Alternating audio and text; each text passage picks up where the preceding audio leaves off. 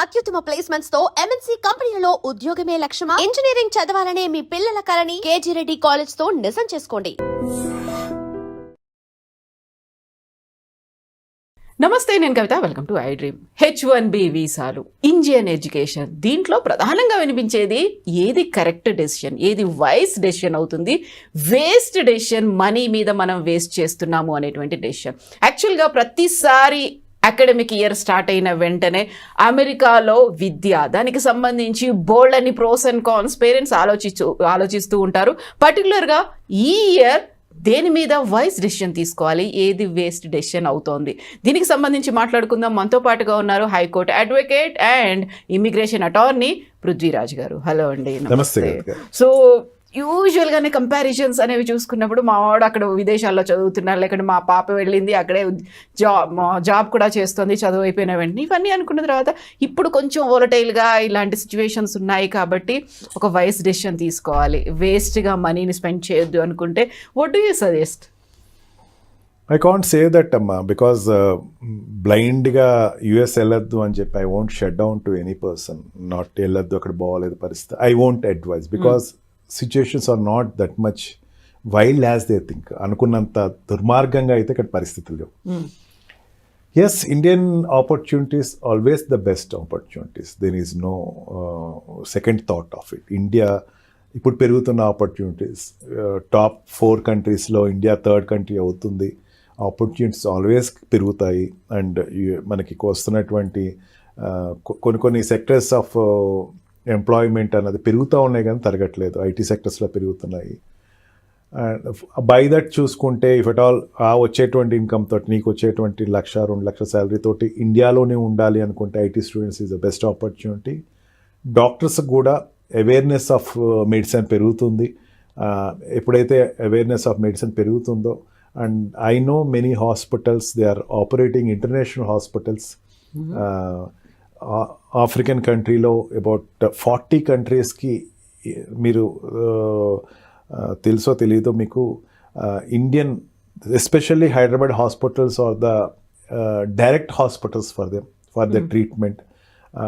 అందుకని వాటికి వల్ల ఇక్కడ హెల్త్ పెరుగుతుంది కానీ తరగట్లేదు. ఒకప్పుడు అంటే క్యాన్సర్ అన్నా లేకపోతే హార్ట్ సర్జరీస్ అన్నా సరే, ఓపెన్ హార్ట్ సర్జరీస్ అంటే యూఎస్ వెళ్ళేవారు. ఇప్పుడు అట్లా కాదు, ఇక్కడే జరుగుతుంది. మెడికల్ టూరిజం బాగా పెరిగింది, టూరిజం పెరిగింది. ఇండియాలో డాక్టర్స్కి ఆపర్చునిటీస్ పెరుగుతున్నాయి, సైంటిస్ట్కి ఆపర్చునిటీ పెరుగుతున్నాయి. And pharma sectors is becoming the number 1 sector in the world as of now. మనకి కోవిడ్ తర్వాత కోవిడ్ అడ్వాంటేజ్ తీసుకొచ్చింది ఇండియాకి. మనకి ఆ కోవిడ్ ఇంజెక్షన్స్, కోవాక్సిన్స్ ఇవన్నీ కూడా ఇండియాలో ఇదవటం వల్ల ఇక్కడ ఉండేటువంటి మెడికల్ సెక్టర్స్, ఫార్మా సెక్టర్స్ పెరిగినాయి. అన్ని రకాలుగా చూసుకుంటే India is becoming upcoming country for the development. Definitely ఇండియాలో ఆపర్చునిటీస్ బాగుంటాయి. కాకపోతే అబ్దుల్ కలాం గారు చెప్పినట్టు dream high, dream for future అన్నట్టు, ఒక డ్రీమ్ కనుక పిల్లవాడు కనుక తీసుకుంటే కనుక that I'm silent of it. నేను అమెరికా వెళ్ళాలి, బాగా సంపాదించాలి, అక్కడ ఫ్రీడమ్ అనేది, లిబర్టీ అనేది నేను ఎంజాయ్ చేయాలి, ఆపర్చునిటీస్ అనేది తీసుకోవాలా, ఎక్కువ శాలరీ తెచ్చుకోవాలంటే I don't discourage that person. Definitely go there to America, stay there for some time, please come back to the country. ఇండియాకి మాత్రం రండి ఖచ్చితంగా. Don't stay there forever. మీరు అక్కడే ఉండిపోవటానికి ఎక్కువ ఆలోచించకండి, ఇండియాకి రండి. మీరు వచ్చే టైంకి ఇండియా కూడా పెద్ద కంట్రీ అవుతుంది, నో డౌట్ ఆన్ ఇట్. ఇప్పుడు పెరుగుతున్నటువంటి రిసోర్సెస్ కావచ్చు, ఆపర్చునిటీస్ కావచ్చు, మనకి ఇండియాలో కూడా ఎక్కువ, మీరు వెళ్ళి వచ్చే టైంకి ఈక్వల్ కంట్రీ అవుతుంది. చిన్న ఎగ్జాంపుల్ చెప్తున్నాను కవిత గారు. ఒకప్పుడు ఇప్పుడు ఐఫోన్లో తీసుకుందాం. ఐఫోన్లో ఉండేటువంటి ఫోన్ ఏదైతే లేటెస్ట్ ఫోన్ ఏదైతే ఉందో, అక్కడ అమెరికాలో మార్కెట్ ఎవరికి ఉంటుందంటే ఇండియన్స్కి ఉంటుందట. లైన్లో నుంచి ఉంటారు, ఐఫోన్ రిలీజ్ చేసేటప్పుడు లైన్లో నుంచి ఉంటారు. ఆ లైన్లో ఎక్కువ మంది ఎవరు ఉంటారంటే ఇండియన్స్ ఉంటారట, to send back to India. లేకపోతే ఇండియన్స్ కొంటారట. లేటెస్ట్ టెక్నాలజీ ఏదైతే ఉందో ఇండియాలో అది కనపడుతుంది. ఒకప్పుడు ఏదో అక్కడ ఏదో వచ్చిన తర్వాత 4 years తర్వాత ఇండియా వస్తుంది, 3 years తర్వాత ఇండియా, నో, ఇప్పుడు ఈక్వల్గా వస్తుంది. ముందు ఇండియాలో వస్తుంది, తర్వాత అమెరికాలో వస్తుంది. ఆ సిచ్యుయేషన్కి వస్తుంది. And by that time we can say ya, India is the great country. At present ఈక్వలిబ్రియంకి వెళ్తుంది. Little up and downs are there. And when this PG sectors develop, ఇప్పుడు మనం చదువుకునే డిగ్రీ సెక్టర్స్లో ఒకప్పుడు PG sectors compare to 2007 till 2025 అయితే 80% PG educations పెరిగినాయి అట్లా. Okay, PG and degree educations పెరిగినాయి. ఇది ఇంకా పెరుగుతుంది. ఇవన్నీ పెరిగిన తర్వాత ఏమవుతుందంటే హ్యూమన్ రిసోర్సెస్ పెరుగుతాయి. ఆటోమేటిక్గా జాబ్ ఆపర్చునిటీస్ వస్తాయి. ఆల్రెడీ అమెరికాలో అవి ఎక్కువ ఉన్నాయి ఆపర్చునిటీస్, కాబట్టి మనకి అది కొంచెం భూతల స్వర్గంలా కనపడుతుంది. అతి త్వరలో భారతదేశానికి కూడా సిచ్యువేషన్ వస్తుంది. ఆపర్చునిటీస్ వచ్చేసరికి మాత్రం ఇప్పుడు ట్రంప్ తీసుకున్న డిసిషన్స్ ప్రకారం H1B వీసా మీద వెళ్ళేటువంటి కొత్త వాళ్ళకి కొంచెం డిస్కరేజింగ్ ఉంటుంది. That is true. Without experience of salary, అంటే ఏదైనా సెక్టర్లో పనిచేయకుండా కొన్నాళ్ళు ఎక్స్పీరియన్స్ 2 years 3 years పనిచేయకుండా మీరు ఎక్కడికి వెళ్ళటానికి తను తీసుకోబోయేటువంటి H1B వీసా రిఫార్మ్స్ ఏదైతే ఉన్నాయో అవి మీకు హడ్డిల్ అవుతుంది. అంటే నీ శాలరీ ఎక్కడ ₹1 కోటి 2 కోట్ల రూపాయల వరకు ఉండాలి పర్ యానం. నువ్వు ఇక్కడ సంపాదించేది నేను 2 లక్షలు సంపాదిస్తున్నాను, అది కాస్త 24 lakhs అవుతుంది అంటే నీకు అక్కడ తీసుకునేటప్పుడు వీసా తీసుకునేటప్పుడు నీకన్నా కాంపిటేటర్ కూడా వస్తాడు, వాడికి వెళ్ళిపోద్ది. Lottery system is going to be stopped. ఫ్యూచర్లో లాటరీ సిస్టమ్ ఉండదని. ఇది ఆల్రెడీ ట్రంప్ అంతకుముందు తీసుకునేటువంటి ఒక డిసిషన్ లాస్ట్ మూమెంట్లో తీసుకుందాం అనుకున్నాడు, అవ్వలేదు. అది ప్రపోజల్ పెట్టాడు, బైడెన్ గవర్నమెంట్ అది ఒప్పుకోలేదు. Now he's about to take that. అది వస్తే కనుక కొంచెం ఎక్స్పీరియన్స్ తోటి వెళ్ళేటువంటి జాబ్ హోల్డర్స్కి మాత్రం బాగుంటుంది. Students no doubt America still is an open market for good opportunities. కాకపోతే బర్త్ సిటిజన్ మీద ఉండేటువంటి చర్చలు ఏదైతే ఉన్నాయో అవి అక్కడ కొంచెం వాళ్ళకి గ్రీన్ కార్డ్ హోల్డర్ కానీ సిటిజన్ కాకుండా అక్కడ బర్త్ సిటిజన్ అంటే వాళ్ళ పిల్లలకి సిటిజన్షిప్ ఇచ్చే అవకాశం లేదు. కాబట్టి ఫ్యూచర్లో అది కొంచెం ఇబ్బంది ఉంటుంది. అంటే దిస్ H1B వీసా మీద మాత్రమే ఉండి గ్రీన్ కార్డ్ రాని వాళ్ళు, లేకపోతే అక్కడ సిటిజన్షిప్ రాని వాళ్ళకి మాత్రం వాళ్ళ పిల్లలకి సిటిజన్షిప్ రాదు. అందుకే ఏమవుద్దంటే అమ్మ ఇక్కడ కవిత గారు ఎంఎస్కి వెళ్ళే వాళ్ళు 24-25 వాళ్ళు వెళ్తారు, 24+ ఉన్నవాళ్ళు వెళ్తారు. 23 వెళ్ళిన వాళ్ళు గుడ్, వాళ్ళకి మాత్రం ఈ ప్రాబ్లం లేదు. 24-25 వెళ్ళిన వాళ్ళు మ్యారేజ్ చేసుకుంటారు. H1B ఎప్పుడు వస్తుంది? విత్ H1B మీద ఫ్లోట్ అయ్యేది ఎన్నాళ్ళు ఉంటారు? ఒక 3 years ఫ్లోట్ అవుతారు. ఈ లోపల పిల్లలు పుడితే వాళ్ళు బర్త్ సిటిజన్షిప్ రాదు. ఇంతకు ముందు ఆ పరిస్థితి ఉండేది.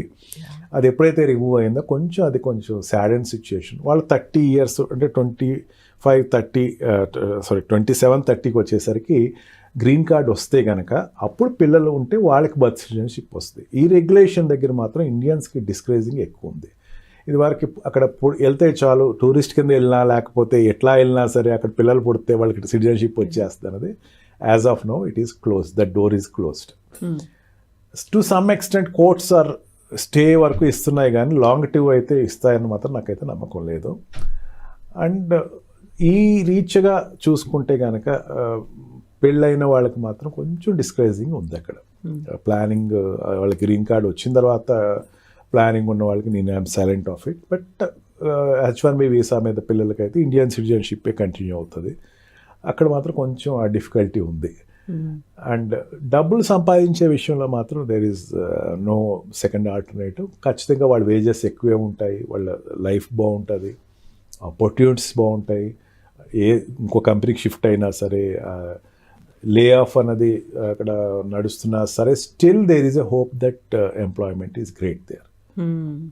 బట్ ఇప్పటికి వేస్ట్ ఆఫ్ మనీ ఇలాంటివన్నీ ఆలోచించాల్సిన అవసరం లేదు. ఒక వైస్ డెసిషన్ మాత్రమే తీసుకుంటున్నారు. ఐదర్ ఇట్ మేబీ US కావచ్చు, ఇండియా కావచ్చు, ఏదైనప్పటికీ.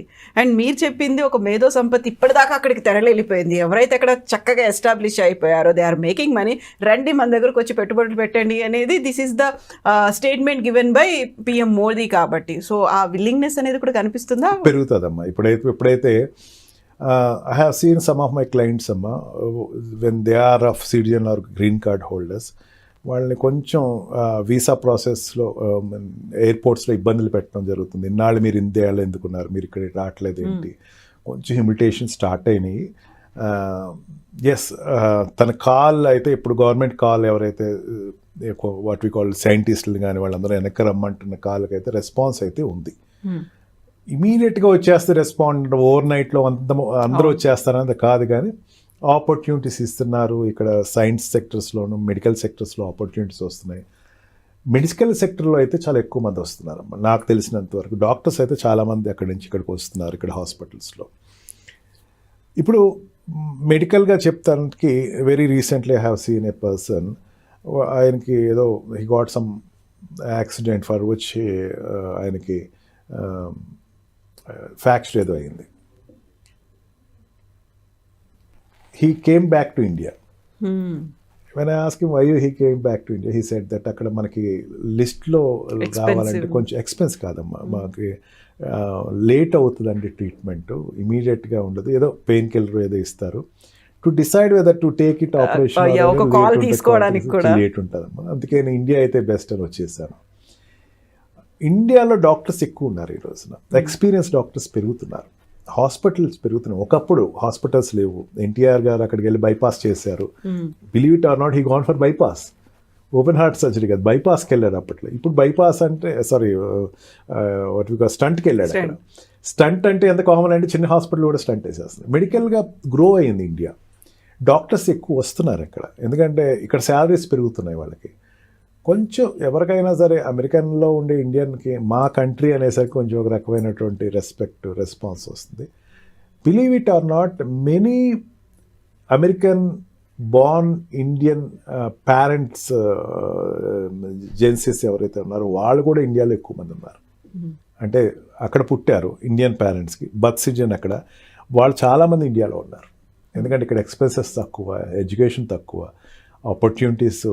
వాళ్ళు చాలామంది they are giving up their citizenship and staying in Indian. నాకు కొన్ని కేసెస్ ఎక్కువ అవి వస్తున్నాయమ్మా, మేము అక్కడ సిటిజన్షిప్ గివ్ అప్ చేద్దాం అనుకుంటున్నాము, how to stay in India అని అడుగుతున్నారు. గుడ్. ఇప్పుడు ఉండేటువంటి పరిస్థితుల్లో అయితే రోజు రోజుకి ఇండియా మీద హోప్స్ ఎక్కువ పెట్టుకునేటువంటి సెక్టర్స్ పెరుగుతున్నాయి. ఏదైనా ఒక పాజిటివ్గానే చూడాలి. Yes yes. Thank you so much. Thank you. And for more videos, Please subscribe to iDream. Please subscribe to iDream. Please subscribe iDream. And please subscribe to iDream. For more videos, subscribe to iDream. please like, share and subscribe to the channel. Congratulations, iDream. Subscribe to iDream. Subscribe to iDream. So subscribe to iDream Media. iDream ki iDream team andarki huge congratulations. Please subscribe iDream Media. Please subscribe to iDream. Subscribe iDream. Please subscribe to iDream. iDream అంటే నా కళల channel subscribe చేసుకున్న నోరు తిరుగుతలేదు, మీరైతే గంట గుర్తు కొట్టండి. For more such videos, please subscribe to iDream. Subscribe to iDream. Please subscribe to iDream. Please subscribe iDream Media. Please do subscribe to iDream. Please subscribe to iDream Media. For best entertainment and information, please subscribe iDream. And don't forget to subscribe to iDream.